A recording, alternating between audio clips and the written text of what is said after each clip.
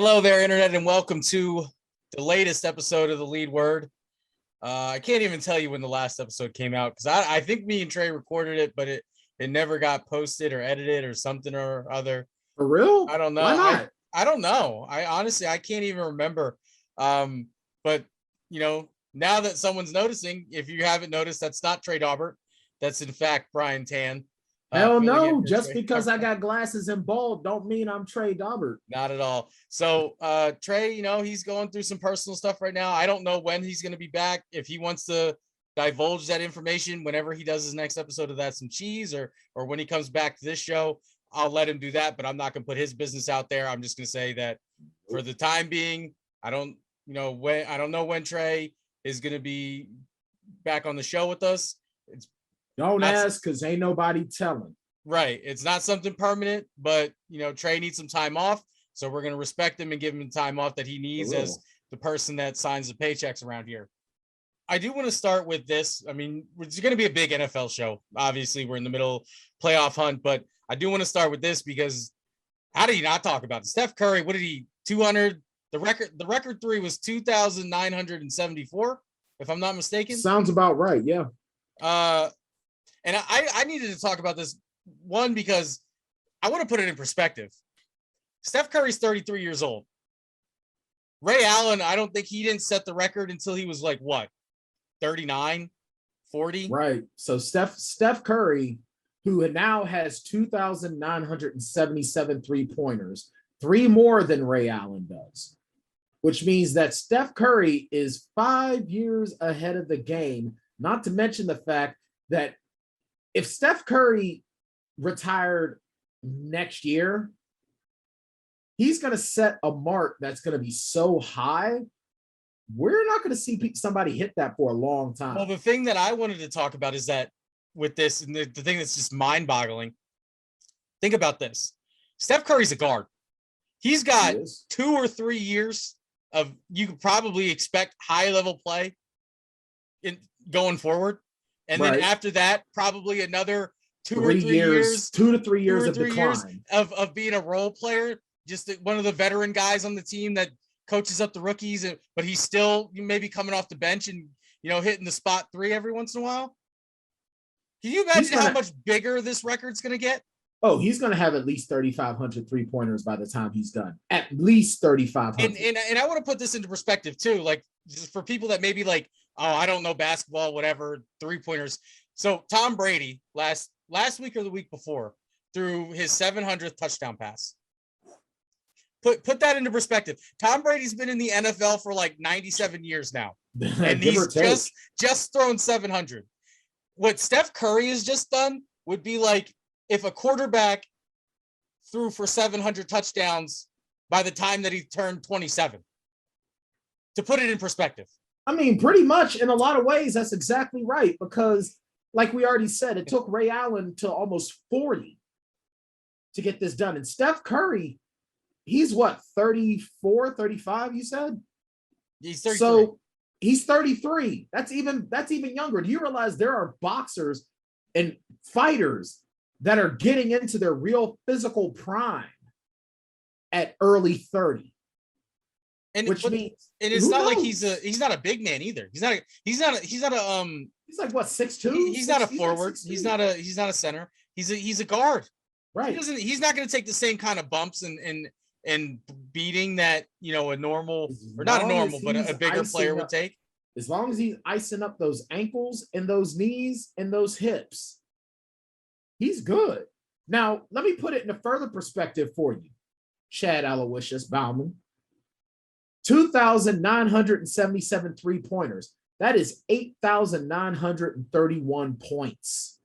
Yeah, let's go ahead and move on from the Steph Curry thing again and just mind-boggling. Congratulations to Steph Curry. Absolutely. Couldn't not talk about it. Yeah, I mean, this is a guy who worked his ass off, and he's one of the premier good dudes in sports. Like, there's nothing you can hate about Steph Curry. Tom Brady, you can hate a ton about Tom Brady. You can try to hate Patrick Mahomes, but you cannot hate Steph Curry. You can't. And if you do, you're someone that I don't want to know. It's hard to hate Steph. You gotta really force it if you want to hate Steph. Right. Exactly. But let's get into this NFL stuff. We got pretty much just want to talk. We're going to talk about some playoff stuff, playoff. What are they? I said it before. Why can't playoff implications? Playoff. Thank you, Brian. Playoff implications, and then we'll talk about the recently departed clown from Jacksonville. That moron. Yeah, we can do that. I mean, well, right about now, the Chiefs have the Chiefs are back. The Chiefs have cemented their place in the AFC West. That was a thriller. I got to watch. Yeah, I watched a little bit of that game last night, and the Chargers brought it. Justin Herbert brought it. Yes, that absolutely was an amazing shootout between two marquee players, and get used to it. That's the type of fight we're gonna have for the next decade or so. Yeah, and I mean, as of right now, with that, Chargers are 8-6 now after that game. The Chiefs are 10-4, but the way they started the season, it does not feel like they're a 10-4 team. No, right? It feels like they have more losses.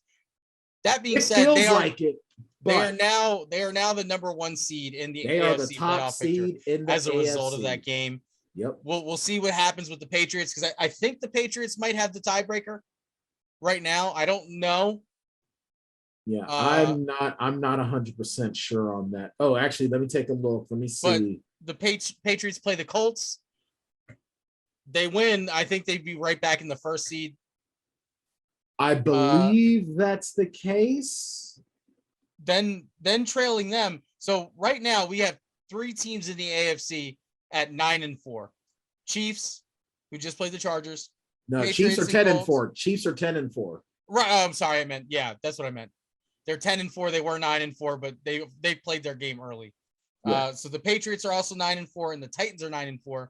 But before we move on to some of these other teams, I do want to just say this about the game last night. Watching the Chiefs this year, you know what they remind me of? What's that? They remind me of the 2010 Eagles. Another Andy Reid team. They have Michael Vick. They had Deshaun Jackson, Jeremy Maclin playing wide receiver. And with that Eagles team, and it's frustrated to no hell. We had that one terrible game against the Giants, the miracle in the Meadowlands too. Deshaun Jackson walk-off punt return. That was the biggest boom or bust team I think I've ever seen in my entire life until this year. This Chiefs team might be even more boom or bust than that Eagles team. But you're not wrong. They have so many weapons, though. One other thing with the Chiefs I want to talk about is so Steve Spagnuolo doing a great job as defensive coordinator. He's getting a lot of praise, and I'm not going to say the praise isn't deserved, but I feel like a lot of people are forgetting about the Andy Reid factor of this turnaround. Like, this isn't the first time Andy Reid's done this. Like, been bad during the course of the beginning of the season, and then here we go, long win streak into the playoffs. I think it was the 2002 Eagles, 2002, 2003, started off 0-2. Ended up making the playoffs. Turned it around. There's less than 10 teams, I think, in NFL history that have ever done that, and Andy Reid's coached one of them. So I feel like as good as their defense has been playing for the Chiefs, I think we need to give more credit where I think it should be due to Andy Reid, because I mean, he's the head guy. The buck stops with him, and hats off to him. The way like I said, this team is boom or bust, but they can score. Right, they can score from the 1 yard line, and I don't mean their opponent's 1 yard line. I mean first and 10 at the 1. Yeah, I mean, I'm talking about they can score from their own 1 yard line on any given play. Well, that's been the thing with the Chiefs for years now. They can score, but they've had that uneven defense. And anytime you play the Chiefs, depending on who you are, you say all we have to do is get 1 or 2 good defensive stops. That's it, because their defense isn't going to stop us. Don't have that anymore. And as a Steelers fan, I'm really grumbling and grunting about it, because they got Melvin Ingram the third to help bolster that defense. But I mean, good for them. I'm a big Patrick Mahomes guy. I've watched the last two Super Bowls, which is way more often than I have in a long, I usually watch the Super Bowl, but the last two Super Bowls I've watched extensively because he's been in it. So hats off to him, man. So, and again, this is all about the going forward into the playoffs. This game last night, like I said, Kansas City, real big time boomer bust. Every once in a while you'll see them get a long drive going, but for them, it's always like boom, boom, boom, boom, boom. 30 yards here, 20 yards, 10 yards, 30 yards again, and then they're in the end zone. Yeah. The Chargers last night, when they weren't, again, shooting themselves in the ass, they left 3 field goals off the board, would have won them the game. Obviously, we don't know how those would have really have affected the flow of the game, but that 9 points would have helped when you lose by 7 in overtime or 6 in overtime. Yeah, because when I got home last night, the Chargers were ahead, and it was like, this is the last chance. And they had some bad turnover stuff. My thing is like when they had the ball on offense and they really got into it, they were sustaining drives. So my thing is here is did it feel easier for the Chargers at some points? And how does that work with them going into the playoffs if they have to play this Chiefs team in the playoffs? Does that give them the edge that, hey, if we could string this stuff together, maybe take these field goals instead of getting stuffed on 4th down 12, 3 different times, maybe we come out with a victory in the playoffs. That's got to do something to the morale, right? Oh my God. This loss is nothing.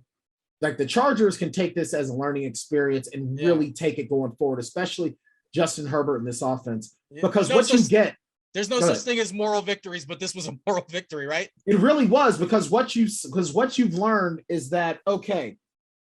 Right. And there's 3 teams here I want to get into specifically just because before we wrap up with the AFC and go into the NFC here. Patriots and Colts, because they're playing their head-to-head this week. And then the Titans. And then the Titans. The reason why I want to bring up those specific teams is, again, the Patriots, they're sitting at 9-4 right now. Right now they have the 2 seeds, so they do get I think they still get a first round bye. Only the one top seed. So they need to win. They need to win to stay in contention for that 1 seed with the Chiefs. But they're going up against the Colts, who are trying to fight and get there right now. They're the 6th seed in the playoffs with Buffalo sitting right behind them. That is correct. Buffalo and Indianapolis are both at 7-6 with and then the you got the Browns also at 7-6. You got the Broncos. There's a lot of teams right there, Browns, behind them. Bengals, Broncos, Steelers, all 6-1. So then you got the Colts Raiders need to get this. Miami. The Colts need to get this win too. So that's why I want to talk about this game specifically, because this game could really shape the whole bracket. In a lot of ways, we could be sitting here starting the playoffs and be like, man, New England would have got that first round bye if only the Colts didn't come to town and beat them. Or we could be saying, man, the Colts, Cleveland might not have made it in if the Colts could have held on against the Patriots. So I seriously like this Colts Patriots game is going to be hard to call because Carson Wentz is still getting it. I feel like he's still trying to get his footing with this Colts team. The running game is absolutely outstanding. I sincerely think, honestly, I think the Colts might be able to make this one work. Frank Reich has been doing a decent enough job with Carson Wentz. I think that Carson Wentz is getting a lot more comfortable. I'm not saying that Mac Jones isn't ready, because he absolutely is. He wouldn't be starting if he wasn't. But I just think that the Colts might be able to get this done. And I think that's it. I think New England's going to be dangerous in the playoffs, though. I'm predicting that New England is going to at least make it to the AFC Championship. Well, my thing is like the funniest thing to me is like, there's the idea that Carson Wentz is uncomfortable in this offense. I think right now he has 5 interceptions on the season and maybe like 2 lost fumbles. Like I don't see how is that uncomfortable. And I don't know how much this has changed, but a couple weeks ago I said, I told you, me and Trey, we recorded an episode that never got posted. I compared Carson Wentz's stats a couple weeks ago to Kyler Murray's, and you mentioned a couple minutes ago, Kyler Murray could be a top 5 quarterback in this league right now. Carson Wentz was like right behind him stat wise. So how are we going to say Carson Wentz is uncomfortable in his offense, but then we're going to anoint Kyler Murray? And I get it. Kyler Murray's a great player, but I'm just saying, I don't think Carson Wentz is uncomfortable in this offense. I think he had a bad year in Philly last year. I think the Colts, if you go back and look at some of these games that they lost, has there been some issues with Carson? I'm not going to say he's been perfect. Obviously not. But there's been some of these games they lost on the defensive side of the ball, not on the offensive side of the ball. That's a real good point. A very good point.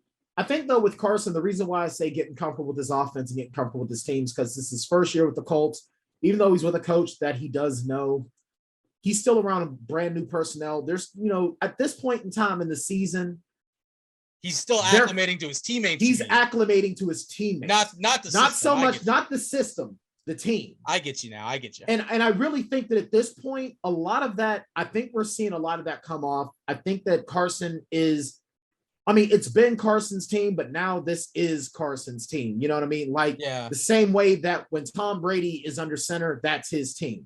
Yeah. He knows the system. He knows the team. They know that that's who they can look to. So that's why I'm saying, now that Carson Wentz and the rest of this team are gelling, that might be trouble for the Patriots. That's fair. In turn, it's AFC South. Now, the Titans have been getting it done in spite of losing their top dog in Derrick Henry. And that's why I wanted to bring them up specifically, because there's a report he might return for the playoffs. Ooh. Now, and we've seen again, they've got some wins here and there once he went down, but we've seen that Bryan Tannehill is not going to lead this team to victory against top teams in the league. He's just not going to do it. That's just not who he is. Yeah, he did great the last couple of years, but let's be honest. He does great because Derrick Henry's on the team, and it just opens it up for him to throw the ball. That's why he does great. Yeah, when they're overloading the box to compensate for Derrick Henry taking the ball up the middle and running over people like Spike Hammersmith against the Little Giants. Yeah, you can just dink and dunk to anyone and look great. And that was going to be my point.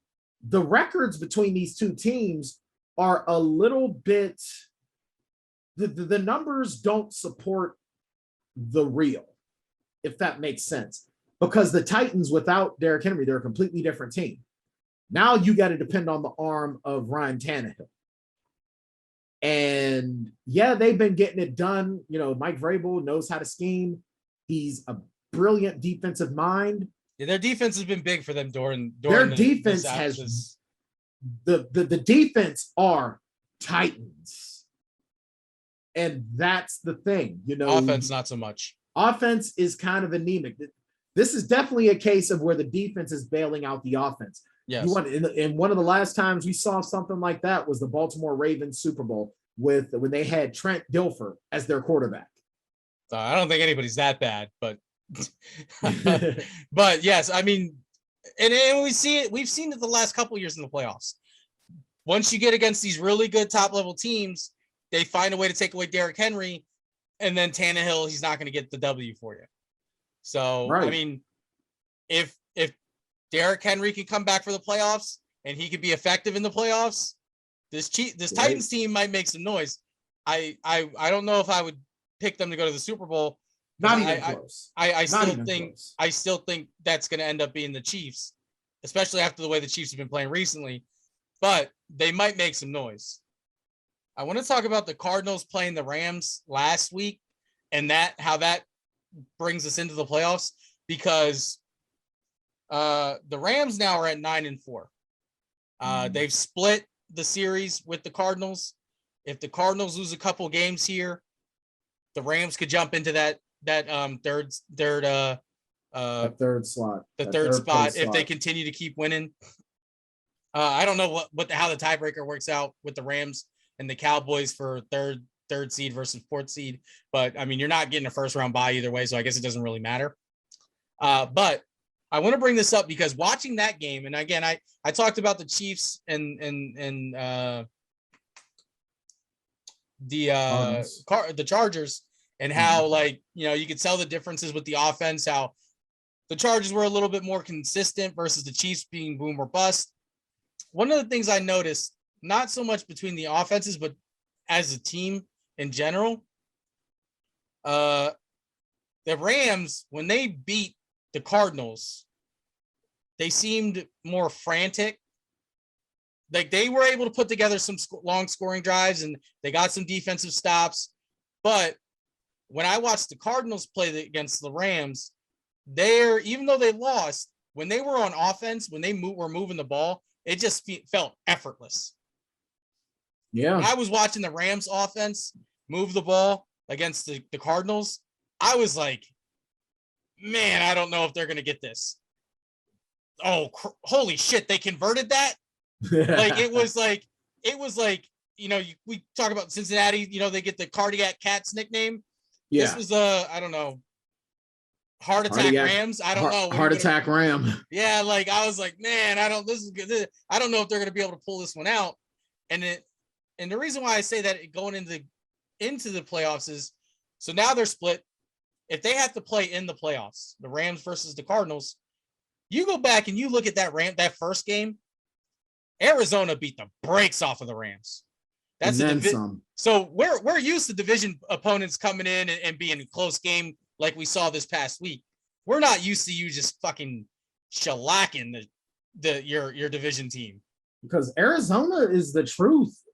Kyler Murray is amazing. Him and DeAndre Hopkins are going to be the quintessential wideout quarterback tandem for the next few years. And I think that's kind of where I'm going with this is, if they do play in the playoffs, you got to give it to the Rams, right? That third game, you got to imagine that that last loss was just a speed bump, and they're just going to roll again if they can get it to together. The Cardinals, with Kyler you mean? Murray. To the Cardinals, you mean? Yeah, absolutely. I give it to the Cardinals. Yeah, that's what I meant. Because you said Rams. So, but my bad. Yeah, it's okay. I understand.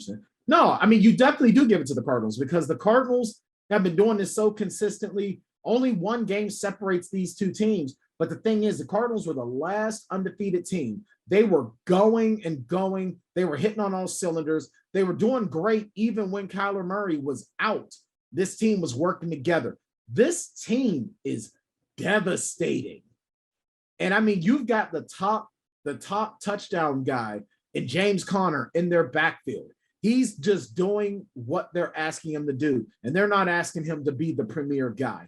He's just pounding the ball in. This team has been built from top to bottom to protect and destroy. The last thing as far as playoffs that I really want to get into is this last wild card spot. Because like I said, I feel like everything else is pretty much in the bag for these teams right now. But this last wild card spot, we have 1, 2, 3, 4, 5 teams right now, all sitting at 6 and 7, going for this last wild card spot. They are Washington, the Vikings, the Eagles. I don't even know how this is fucking possible. The Falcons, and then the Saints. Well, what's hilarious to me is that Washington is leading their division. So they've got that 7th spot. Never mind. Sorry, the Cowboys are leading. Sorry, excuse me. No, you got it. But yeah, Washington. Yeah, well, Washington. Dude, Tyler Heineke, and I love hearing Jackson. Jackson is on team Tyler Heineke. I'm pretty sure he has a Tyler Heineke wrestling buddy from Tonka that he curls up to in bed at night. And Tyler Heineke's the truth, man. I think that this Washington team has finally found. Has he been starting for them all season? They had Fitzpatrick, didn't they? They had Fitzpatrick, and then Heineke took over. The Heineke. Yeah. So I really, honestly, I see. All right. So when you're looking at these 6 and 7 teams right about now, you look at Washington, you look at Minnesota, you look at the 7 and 6 Falcons, and then you look at the Saints, right? Barring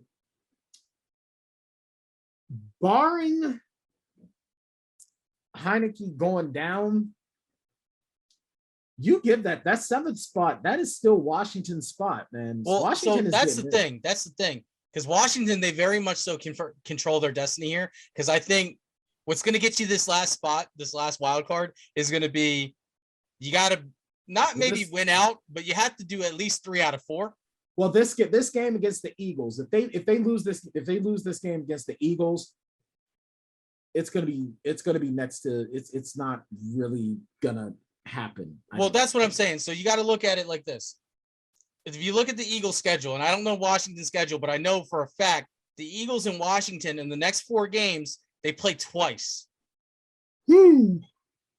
So, like I said, I think if you're going to get into this wild card spot, you got to go at least 3 and 4. You might even have to win out. To be honest, I'm looking at it as Washington is going to get in there, finally back in the playoffs. And then who knows, maybe next season they get a new owner. So that way they can actually have some competency in their front office. Yeah, I want to say the Eagles, but man, I just have no faith. I have no faith in that organization. So I think, but I know for a fact that 3 and 1 is getting you in that wild card spot. I can tell you that for certain. Absolutely. And like I said, I think it's more likely than not that it's Washington. It's Washington's spot to lose. So one last thing, I think we covered the playoffs enough for one episode here. Let's move on to a team that's I'm pretty sure at this point is mathematically eliminated. Jacksonville Jaguars are no longer being coached by Urban Meyer. I don't know if he quit or he got fired, right? He got fired. He got canned. He's fired. Like this guy's like he's done coaching at this. Well, he's never gonna get a job ever again, right? No, I don't think he is. And I even tweeted this that reports came out that they were going through practice. He got fired. He just left. They were practicing without their head coach. He did not come out to say anything. He just dipped. Like, how childish are you? How childish are you? But my thing is like, is he getting a college job? Maybe. No, I don't think so. A couple of years from now, you don't think so? Somebody's going to take that chance, roll the dice, and be like, hey, he won at Ohio State, right? Maybe a D3 team or a D2 team. Maybe. Someone that needs a name. Because here's the thing about Urban Meyer. We're hearing about this crap that he pulled in Jacksonville, right? We're not hearing about the stuff that he pulled while in Ohio State, while coaching kids. Well, no. We heard about that. Well, we heard about Jacksonville hired him, everybody was like, oh, pump the brakes. What about this? And then Jacksonville was like, we made our choice. But here's the thing, though. Also, that's just what they told us about. The fact that he felt emboldened enough to kick a grown man and pull all of his crap and outright lie like he did. Ain't nobody going to trust their kids with this guy. I mean, there's a lot going on with Urban Meyer. As far as the like kicking Josh Lambo thing is concerned, I have mixed feelings about that because I feel like ultimately depends on how hard he kicked him and understand that as a wrestler, like I've had coaches just come up from behind me and monkey dunk me on my neck. So like it's different cultures though. So like, it's totally different culture. Not to mention the fact that no, you don't kick a professional football kicker in his leg. Right. Well, that's what I'm saying. That's why I have mixed feelings about it. Because like I said, it's different cultures. Like I said, like as the wrestler in me is like, wait, that's all he did is just gave you a little kick, you know? But then like the adult in me is like, yo, if my boss fucking kicked me at work, I'd probably hit him with a chair. Oh, I would be split. I'd be splitting right? that wig and beating the brakes off. Like so that's where I'm torn. I'm just like, well, like I said, as the wrestler in me is like, it's not that bad. But then like the normal person in me is like, yeah, that's like, you can't do that. I'll leave it at that. Like I said, I don't want to give Ronald McDonald like 15 minutes in the spotlight let's not give him any more time than he doesn't deserve.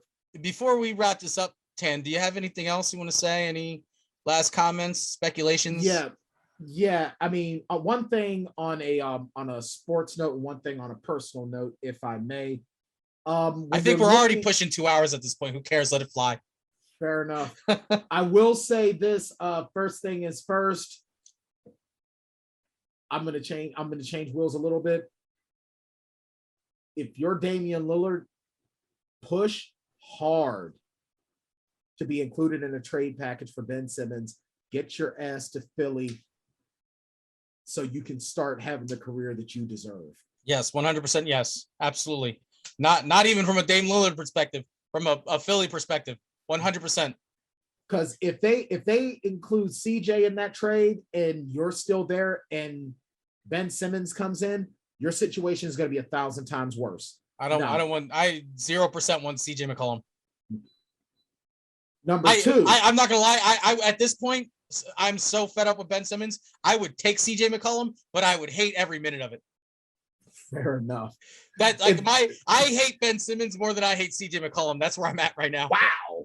That's my state of mind. Like I'd rather hate CJ McCollum than have to hate Ben Simmons 1 second longer. That's kind of like where if you have a kid with an ex, you say I love my kid more than I hate my ex. Exactly. And then number two, I'll say this, and I'll probably say something similar on Tuesday on the final Tandemonium before on the holiday. It's the holiday season. It don't cost a thing to be kind. It don't cost a thing to show a little bit of compassion. Just like the song with Al Green and Annie Lennox said, think of your fellow man, lend them a helping hand, put some love in your heart. Think about that in the holiday season. Well said, Mr. Tann. Well said. And it's always the Bryan Tann episodes that go really long. Me and Tann, we've got a connection. Ever since he joined the site, I was like, you know what? This guy, I get him. And that's why these Tann episodes are like 4 hours long. I might have to you might not be allowed to fill in anymore because we're going to have the next recording is going to be like 5 hours long. Oh, wow. But I do want to thank you, Bryan, for coming on the show and place a trade. No problem. No problem. I asked last minute, like I always do. Like, hey, is anybody free tomorrow? I asked yesterday. So yeah, sure, why not? So thank you for filling in last minute in my terrible planning skills. Not a problem. Glad to be here. Thanks for having me. My pleasure. That being said, if you're watching this on YouTube, don't forget to subscribe to the channel, hit the bell so you get the notifications whenever we have new content. Streams are going up. Personally, I've been streaming Pokemon Brilliant Diamond on Twitch, but those episodes are going up on YouTube afterwards. So whenever those are new, you'll see that. I don't know if anybody else is streaming anything else right now, but I got to get back to streaming on Mafia. I got to get back to my Mafia 3 stream, to be honest. I just haven't had time. Well, there's that. If Bryan gets back to that, the Tandemonium show, Jim Arrange is on there. You're missing content if you're not subscribed, basically. Yeah, go to twitch.tv/Vendetta Sports Media to catch our streams as they come. Exactly. But that you got the backup though. So subscribe in case you missed the Twitch channel, you can see the video on the YouTube. If you haven't already liked this video, that way, we can get some YouTube algorithms going, leave a comment. If you want to guess what kind of dog Bryan has, we'll reveal that in the next episode. I don't know. Don't forget to follow me on Twitter at lowfooted LILFWOTED. Bryan, you have I know there's the Tandemonium Twitter, then you have your own personal Twitter. I don't know I know it's at Bryan Tann Author is your personal. Yep, that's my personal Twitter where I'm more talking about I'm not doing as much talking about my writing anymore. I'm more talking about my weight loss journey with DDP yoga. Crazy. But, those the weight loss photos are crazy, by the way. It's like I want to say night and day, but it's not even that. It's like if you were looking at the Big Show standing next to Rey Mysterio. That's what it looks like almost. Yeah, 170 pounds in 13 months. So that's those tweets, especially the ones where DDP himself is oh, Bryan Tann. I'm oh, I know him. But what's the Tandemonium one, guys? I want to throw that out there too. It's at Tandemonium VSM. Okay, so go ahead and go follow those, Bryan's Twitter and the Tandemonium Twitter. Don't forget to follow the site's Twitter, because anytime we got an article, some kind of post, if we're going live on Twitch, you'll see that tweet come out and to be able to get over there, or you'll be able to go read the post with the link. Vendetta_media. We have pods_Vendetta, I think, is another one. At media vs Vendetta is the Twitter. And then Vendetta Pods at Vendetta Pods. Yep. So go check those out. We also have we're doing Monkey Knife Fight. If you go code Vendetta, you will get a $100 match on your first bet. So if you bet $1,000, they'll match $100. You bet $100, they'll match $100. So basically, you're getting a free $100 to go. Or I'm sorry, they're not bets. That's my mistake. They're not bets. Fix that. They're daily fantasy. Daily fantasy. You go. You get $100 match on your daily fantasy. On your very first deposit. On your very first deposit, $100 match. Promo code Vendetta. We also have Symbol. Go play the stocks with your favorite teams. You know, Eagle stock probably way down. Chief stock probably way down at the beginning of the season, probably way up now. You missed your chance if you didn't already get on there, but code Vendetta, that's going to get you a 10% site credit. And then also, I keep forgetting to throw this in there, but I want to throw this in there because he's the goodest boy. Max, he's still recovering from his surgery, could possibly need another surgery. If you don't know, Max is Jamie, the person who kind of runs the merch shop. He is her dog. Max is the goodest boy. He's so fluffy. He's got 2 different colored eyes. We love Max. If you buy a big Unk crop top or tank, all of that money goes directly to Max, goes towards helping his recovery. If he needs a future surgery, it'll go towards that. So go check that out. Bye. Support Max. Other than that, thanks everybody for watching, and we'll see you next week. Take care, guys.